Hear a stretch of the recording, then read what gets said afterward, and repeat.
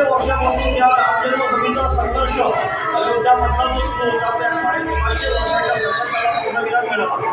आणि न्यायालयीन प्रक्रिये अंतर्गत अयोध्येच्या श्रीराम मंदिराचा निर्माण करण्याचा मार्ग मोकळा झाला आणि या मार्ग मोकळा झाल्यानंतर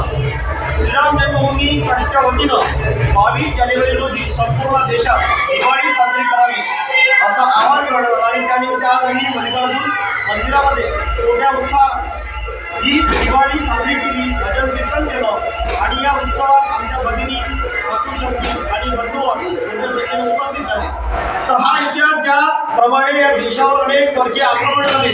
त्यावेळी या देशाच्या अनेक मंदिरांची तोडफोड करण्यात आली, त्यामध्ये आपलं तुळजापूरचं अयोध्येचं भाविक मंदिर पण सुरू आहे। अशा आक्रमणांपासून या मंदिराची निर्मिती सुरू करण्यापर्यंत अनेक साधू संत महंतांनी आणि अनेक देशभक्त नागरिकांनी आपलं बलिदान दिलं आणि त्या बलिदानाचं आज वैशिष्ट्य म्हणून आज भगवान श्रीराम लग्नाची अयोध्येमध्ये प्राणप्रतिष्ठा झाली आणि या प्राणप्रतिष्ठेसोबतच संपूर्ण देशात ही आम्ही सर्व दिवाळी साजरी करत आहोत। या संपूर्ण कालखंडात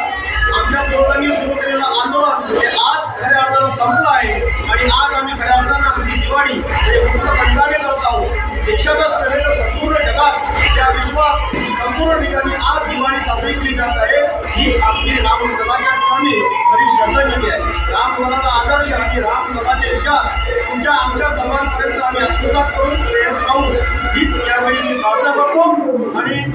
जय श्रीराम, जय श्रीराम, जय श्रीराम, जय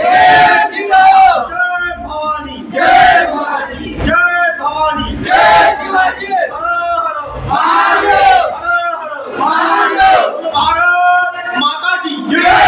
भारत माता की जय, बोलो भारत माता की जय जिजाऊ, जय जिजाऊ, सावित्रीबाई फुले यांचा, छत्रपती शिवाजी महाराजांचा, जय जिजाऊ,